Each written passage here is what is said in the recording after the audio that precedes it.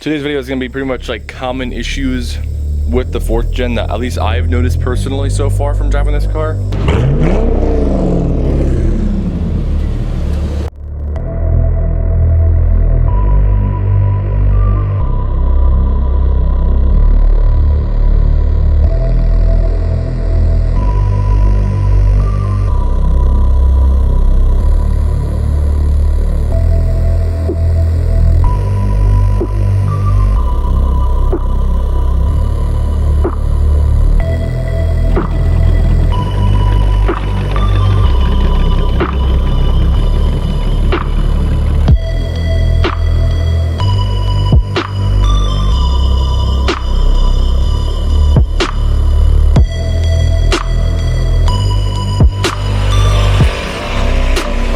What's up guys, welcome back to the channel, and in today's video this is going to be going off of the 4th gen here yet again. Today's video is going to be pretty much like common issues with the 4th gen that at least I've noticed personally so far from driving this car. Again, this doesn't apply to each individual car because, you know, they can all vary from like this one sat outside for like 5, 6, 7 years. But I've also done a little bit of research and it appears that a few of these are definitely well-known issues with the car. So number one, which is the most probably annoying part about these 4th gen Firebirds and Camaros, actually a lot of just the 6-speed manuals around like the 90s, I guess, to early 2000s to like mid to late 2000s, is they have a skip shift feature which forces you to go from 1st gear into 4th gear. Now it's to help like save on fuel economy. If you're like gradually accelerating, it forces you to go into 4th. The only problem with that is it's a very like herky jerky experience, at least I've noticed, because you're in 1st gear, you're getting ready to shift into 2nd, and it's just like you're like, oh, it won't go, and then it goes into 4th and it's like and sometimes it can even do it, at least for me, it's definitely done it when it's not even partial throttle. It just does it. Like sometimes it will simply just do it. There's a solenoid you can buy. I actually have one coming right now. Bought it off Amazon. It was like 12 bucks. I'll put a link in the description for it. It's called CAGS.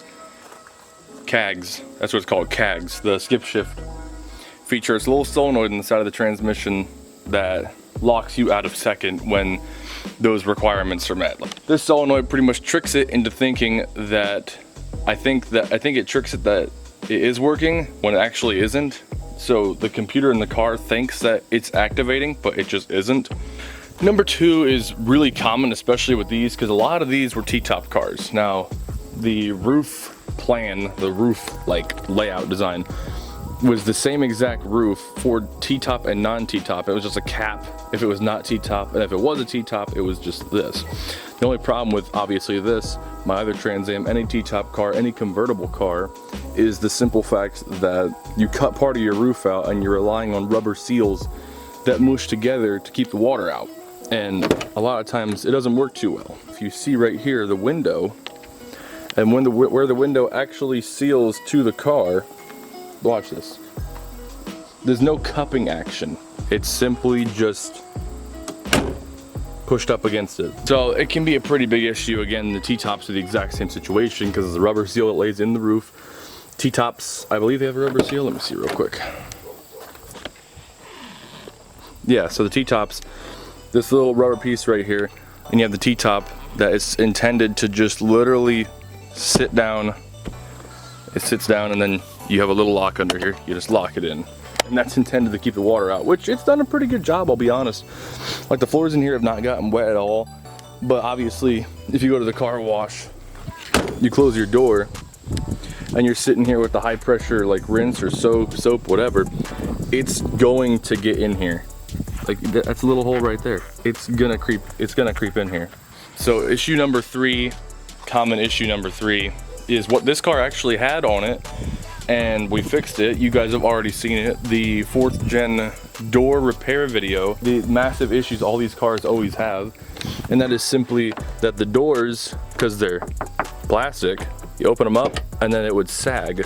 I believe I showed you guys this before, but this was the final result of what we did to it. So we put, let's see if I can get a good shot for you guys. You see this piece right here, this piece is not supposed to be here. The bottom one was totally pushed in, like the fiberglass here, was totally pushed in. There was no structural integrity left on this door. The top one was actually okay, which it still is, because I mean, there's not a whole lot of stress on the top because the top's trying to pull itself out like this. It's trying to pull, the door's trying to go like this on the top. There's a plate of steel inside here that is butting up against the door, so that's fine. Down here they had the same thing, a plate of steel inside the door, but the bottom one's wanting to push in, if that makes any sense. Like the top, it's the door's trying to do this on the car. Both the doors were screwed. This door was. That door was even worse. Don't know how that makes sense because it's a two-door, I guess, kind of sports car, muscle car, whatever you want to call it. The passenger door doesn't get used that much, but it was the worst out of the bunch. Number 4, a lot of these cars, just like the Cobalt you guys see, back then I guess GM wasn't doing too well of a job with their clear coat, but a lot of cars suffered from clear failure. That is factory paint that is failing on the Cobalt. I originally thought that it was like somebody scuffed it and resprayed some areas with absolutely like terrible clear and paint and it just failed. No, that is factory paint except for the hood that we fixed. This thing has the same issue. Granted, it was also sitting outside for like 5-6 years. You guys can see this line right here of clear, and up here where the clear is a little okay, it's just gone through here. There's no clear. Right here it is okay. Another issue with the door panels is also that they can separate, the outer door skin can separate from the inner because, like I said, it's just plastic and it's held in with glue. So thank God this one hasn't done that.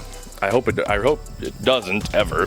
And the last one, at least the last 2, I'm gonna make it 6. But number 1 is we were scanning the codes in this thing and it was the secondary air pump, like injection pump, and what I believe it does is it injects air into the exhaust system on startup to help like warm the cats up or something. I don't know, something around those lines. But I mean, if it's throwing a code about it, then there's something wrong with the air pump, which can mean the cats can have a shorter lifespan, but I really don't care about that because once I do this, no cats. And the dash needs to be glued down because this is not that is not the original dash. That's another big issue. These dashes also crack like absolutely crazy. What you gotta do? It's like a 22-year-old car. Ugh. But anyway, guys, that's probably gonna be it for today's video. If you did enjoy the video, don't forget to like and subscribe to the channel. Stay tuned for more content coming over the Firebird here. Maybe some content with that. I made like one video about it. It does have different wheels on it now. Yeah. And then some Cobalt content coming eventually too, which you guys don't really give a damn about. But thank you guys all so much for watching. Stay tuned for more videos over all these cars, and I'll see all y'all in the next one.